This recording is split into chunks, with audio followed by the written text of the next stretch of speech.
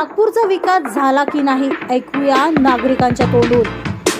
सत्ताधारी पक्ष विकास झाल्याचा दावा करत आहे, तर त्यातच विरोधी पक्ष मात्र विकासावरूनच त्यांच्यावर निशाणा साधत आहे। आजही शहरात ठिकठिकाणी पाणी साचत आहे, रस्त्यात खड्डा की खड्ड्यात रस्ते हेही समजायला मार्ग नाही। अशातच प्रत्यक्ष नागपूरचा विकास झाला की नाही हे आपण ऐकून घेऊया नागरिकांच्या तोंडून। नाही मिळत पण नाही, आणि ज्यांचे बिल थकीत राहते त्यांचे वायर न कापता ज्यांचे बिल पूर्ण झालेलं असते भरलेलं असते तर त्यांचे मीटर म्हणजे कापून नेतात वायर। आणि जर आपण जर कंप्लीट केली तर लवकर येत नाही ना, आपल्याला 10 गोष्टी सुनावतात, 4 न 5 दिवस म्हणजे आम्हाला सुविधा मिळत नाही इथे ना। बोलतात कधी कधी तर उद्धटपणाने बोलतात ते लोक, तुम्ही बिल भरलं का केलं का, मग आम्ही नाही कापलं, मग तुमची गाडी आली होती असे येऊन चालले जातात। मग आपण ते लक्ष नाही देत, जर नाही आमच्याकडे कधी आलेच नाही ना, आम्ही त्यांना पाहिलंच नाही, आम्ही का बोलणार आहे? काही सुविधा केलीच नाही तर नाही आणत आम्ही, कारण की त्यांनी काहीच कामं नाही केलेलं आणि त्यांची भाषा एवढी उद्धट आहे की ते त्यांना बोलण्याचा तरीका नाही आहे त्यांना, खरं म्हटलं तर। म्हणतात की नाही आहे म्हणून काय वस्तीचा विकास करणार, फक्त आपल्याच कडचे करतात, ते रोड बनवतात, एवढे फंड येतात, फक्त ते स्टिकर लावून जातात रोडावर, बाकी काही नाही करू शकत, फक्त गड्डे पडलेले आहेत, तिथेच ते रोड भरले जातात। तर का आम्हाला चालायला सुद्धा जागा नाही आहे, आमच्या घराच्या समोर एवढं गंदगी आहे की तो पूर्ण पाणी रोडावर आमच्या घराच्या समोर चाललेलं आहे। बिमार पडले तर ते देणार आहेत का हे लोक, आमचे करणार आहेत का काहीतरी? हो, लहान मुलं ते पाण्यातून साप निघतात, विंचू निघतात, मग का करणार? आमच्या घरात घुसतात साप वगैरे, आम्ही का करणार? निर्मला सोनकुसरे। स्वच्छ झालं नाहीये, सारी गंदगी येऊन राहिली, लहान लेकरं बरं आहे, बिमार पडते, किती पैसा लावणारा गरीब माणूस आम्ही। घरात पाणी घुसून राहिलं आमच्यावाल्या नाही।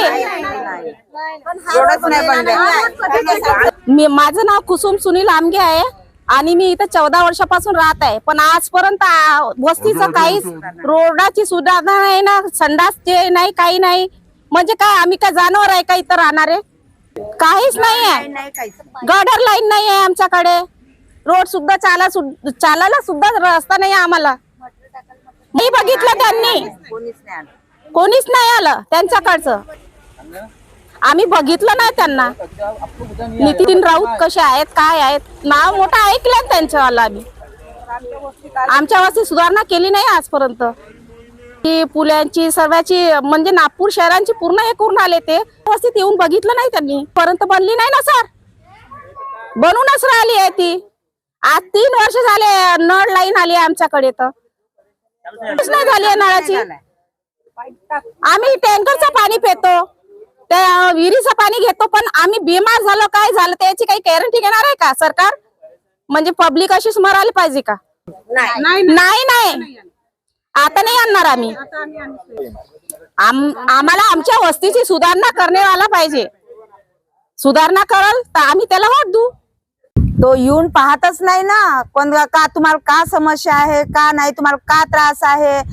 मॅक्सी पलटी खाते, कोणाचे हातपाय तुटते, इथं गड्डे, चप्पलच्या हारनं स्वागत करायचं आहे नगरसेवकांना, कारण तो येऊनच नाही पाहत, फक्त आम्ही वाट पाहतो तो मरण तेव्हा त्याच्या समाधीवर चप्पलचा हार टाकून आणि त्याच्या घाटावर नेऊन पोचवायचा विचार करून राहिलो आम्ही। बस हे तर दिसून राहिले ना सर, हे गड्डे, पाणी, लहान पोरं जाते, असे याच्यावर साप दिसते आम्हाला पाण्यावरती।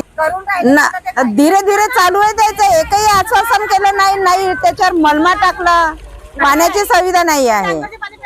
हे टँकरचे हे लोकांना हे ड्रम, हो डेंगूचा साथ फैलून राहिला सर। हे काय पूर्ण कचरा, पूर्ण हे चिखल, नाही गटाच्याकडे, नाही पाण्याची सुधारणा। आमच्या इकडे नागपूरमध्ये तिकडे झालंय सर, आमच्या इकडे काहीच नाही सुधारणा झाली आहे। मोठा रोडही तसाच आहे, लहान रोडही तसाच आहे। रोजचा आता आम्ही दुकानामध्ये बसतो, रोज आम्ही पाहतो कोण नाही।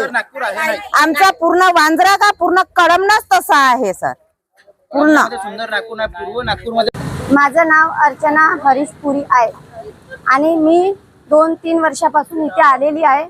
तर मला हा रस्ता इतके गड्ड्यात पाणी भरलेलं, पायदळ चालता नाही येत, साप दिसतात एवढाले, त्याच्यातून आम्हाला जावं लागते, गड्ड्यात पाय फसतात, कोणी गाडी नाही चालू शकत व्यवस्थित, पाणी नाही आहे, पाण्याची सुविधा नाही आहे।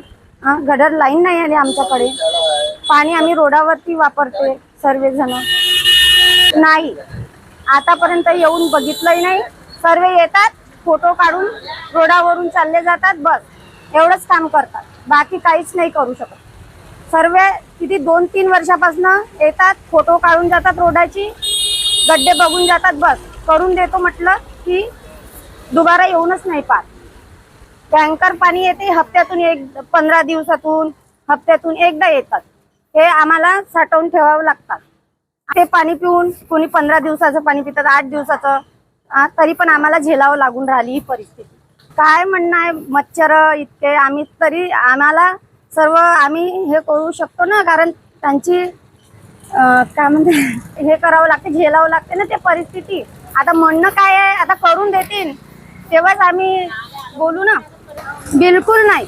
हे असे नगरसेवक आम्हाला पाहिजेच नाही, जे आमच्या वस्तीत झुकून पाहत नाही, सर्व आपले घर भरतात आणि लोकांना इतकी परिस्थिती झेलावं लागते.